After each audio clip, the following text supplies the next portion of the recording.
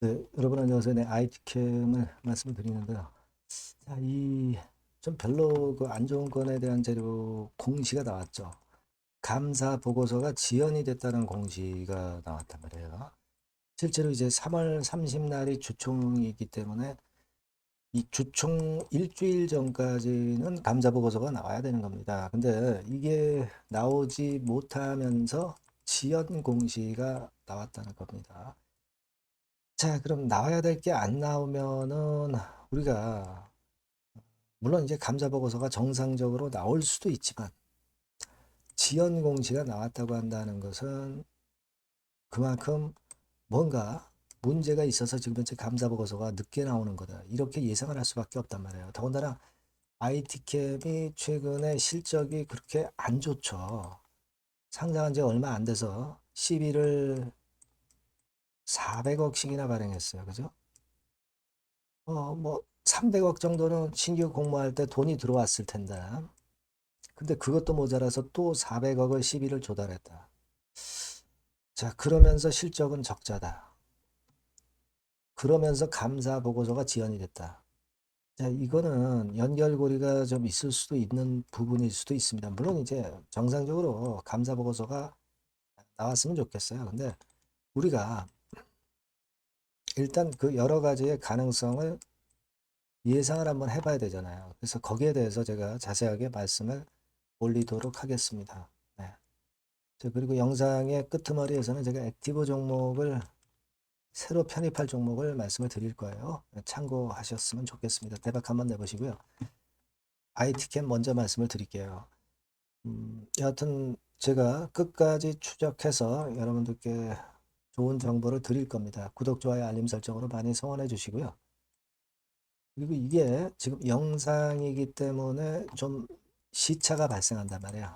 늦어요. 그러니까 실시간으로 제가 실시간 정보와 사인을 드려야 여러분들이 진짜 베스트 결정을 할 수 있는 겁니다. 텔레그램 방으로 꼭 들어오세요. IT캠 입장이라고 문자를 주시면 제가 최선을 다해서 끝까지 여러분들과 함께 할 겁니다. 텔방에 초대해 드릴 거예요. 꼭 문자를 주시는 게 필요하다는 말씀 다시 한번 드립니다. 자, 지금 여러분들도 뭐 감사 보고서 제출 지원권에 대한 공시 이거 보셨을 거예요. 공시가 이렇게 나왔잖아요. 그죠? 감사 보고서 제출 지연해 가지고 나와서 자, 지금 현재 굉장히 부담이 좀 되고 있어요. 사실 이 지연 공시를 했다고 해서 불이익은 없어요. 불이익은 실제적으로 없습니다. 주총일 전까지만 감사 보고서를 내면 돼요. 그죠? 내면 됩니다. 3월 말까지는 일단 내면 돼요. 주총이 지금 3월 30일이니까 3월 31일까지 그 전에만 내면 됩니다. 근데 벌써 지연이 됐다고 하는 것은 의심을 살 만한 그런 상황일 수 있지 않나. 우리가 그렇게 볼 수밖에 없잖아요. 여러분들이 실적 발표를 보셔서 아시겠지만, 이게 말이죠. 당기 순이익이 아니라 순손실이 82억씩이나 났잖아요. 그죠? 그 전년도에 113억의 흑자를 봤다가, 그랬다가 갑자기 적자 전환이 됐고, 적자 금액도 82억씩이나 났단 말이에요. 적자 금액도 크단 말이에요. 그죠? 그걸 우리가 잘 봐야 돼요. 그리고 매출액을 여러분 잘 보시면 당해 사업연도에 803억 매출을 올렸다고 나왔습니다. 803억. 근데 그 전년도에는 621억이에요. 그러니까 매출이 훨씬 200억 정도 증가를 했는데 오히려 크게 적자를 냈다. 자, 이건 이상하잖아요. 이상합니다. 그러니까 지금 회계감사 측에서도 이런 부분들을 지금 현재 파고 있는 게 아니냐 이런 생각이 좀 들기도 하고 물론 아무 정상적인 이런 수치가 나왔다 뭐 그런 것들이 판명이 되면 좋겠지만은 지금 외관상으로 보면은 이러한 매출 구조와 당기 순이익 뭐 이것이 이빨이 안 맞는다는 얘기죠. 그죠? 그래서 이제 이게 부담이 되는 거예요. 지금 뭐 자본금 대비 자본 총계 뭐 이런 것들은 뭐 당연히 아무 이상도 없습니다.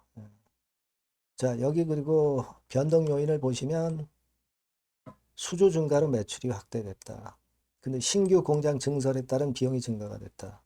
계열사 손실 반영으로 영업 손실이 발생했다. 이렇게 나와 있는데, 자, 우리가 신규 상장이 됐을 때 322억 정도 자금이 들어왔어요. 그러면 기존의 자금하고 이런 자금하고 해가지고 충분히 그 계획을 세워서 자금을 투자를 해야지 그런 게 없는 것 같아요. 최근에 CB 400억 그 수여를 받았잖아요. 상장한 지 얼마 안 돼서 또 400억까지 필요로 했다는 것 자체도 좀 너무 그 투자를 미리 앞서서 하는 게 아니냐. 물론 이제 비만 쪽 뭐 이런 쪽 진출을 위해서라고 하지만 너무 앞당기지 않았느냐 이런 생각도 없지 않아 듭니다. 그죠? 결실은 나중에 오는데 너무 초반에 투자를 하게 되면은 어떻게 기업을 영위해 갈 거예요? 자금은 어떻게 할 거냐 이런 얘기죠. 자금 같은 경우도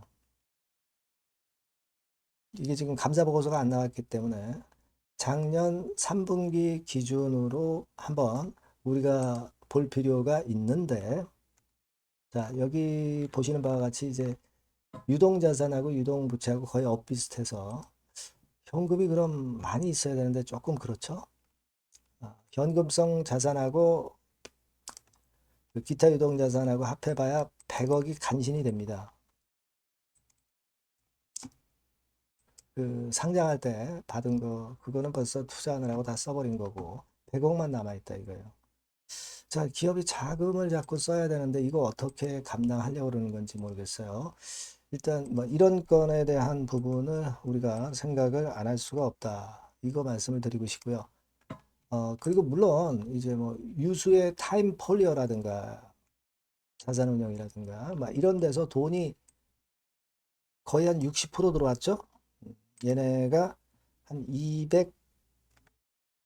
400억 중에서 한 250억을 타임폴리어 측에서 일단 투자를 한 것으로 알고 있습니다. 그러니까 뭐 미래 전망이 좋으니까 뭐 물론 투자를 했겠다 이런 생각을 합니다. 비만 당뇨 치료제 뭐 그 건에 대해서 높이 평가해서 돈이 들어온 건 인정을 하지만 그러나 돈 들어온 거를 계획을 세워서 차근차근히 풀어야죠. 어쨌거나 뭐 이런 정도의 정황이기 때문에 지금 감사 보고서 제출이 지연되고 있다는 거는 불확실성이 좀 있습니다, 지금. 그죠? 네, 불확실성이 좀 존재. 아무 일 없이 지나갔으면 좋겠습니다만. 자, 그러다 보니까 KRX 시장에서 0.7% 약보합으로 마무리됐지만 애프터마켓에서 7.4%나 크게 하락해서 마무리가 됐어요. 물론 아무 일 없었으면 좋겠습니다. 하지만 지금 현재의 양상은 우리가 체크해야 될 요소가 좀 있다는 거 여러분 꼭 좀 생각을 하시고요. 어쨌거나 이 건과 관련해서 소식이 들어오는 거 있으면 제가 막바로 여러분들한테 실시간 정보를 드리도록 하겠습니다. 영상은 좀 늦잖아요. 늦기 때문에 여러분들이 꼭 실시간 정보와 사인을 위해서 IT캠이라고 꼭 문자를 주셨으면 좋겠어요. 그리고 무료 텔레그램 방에 들어오시는 것이 상당히 중요하죠. IT캠 입장 이렇게 문자를 주시면 제가 텔방에 초대해서 거기서 실시간으로 정보와 사인을 드리면 여러분들이 상당히 유리하실 겁니다. 꼭 그렇게 말씀드릴게요. 꼭 문자 주세요. 자, 그리고 제가 여러분께 액티브 종목을 말씀을 드린다고 그랬죠. 지금 말씀드릴 테니까 참고해서 좋은 매매 하시기 바랍니다. 네, 여러분 이제는 말이죠. 액티브 ETF가 새로 출범하는 거를 여러분들이 잘 알고 이 액티브 종목을 집중 공략을 하셔야 됩니다. 그래서 제가 액티브 종목을 말씀을 드릴 거예요. 그러니까 여러분 요즘 그 지수 ETF를 투자하는 것은요, 네, 이미 한물 가버린 겁니다. 네, 이제는 지수가 한 차례 큰 폭으로 급등했다가 흔드는 그런 패턴이기 때문에 이제는 다시 그 코스닥 쪽에서 출범하는 액티브 ETF를 봐야 돼요. 근데 여러분들이 뭐 ETF를 하라는 말씀이 아니라 그 액티브 ETF에 편입이 될 종목을 해야 된다는 거예요. 예. 그냥 뭐 개인들 사는 종목들이 되는 거 절대 아니고요. 실제로 이 액티브에 편입이 되는 종목들, 네, 이런 종목들만이 차별적으로 또 큰 시세를 낼 거예요.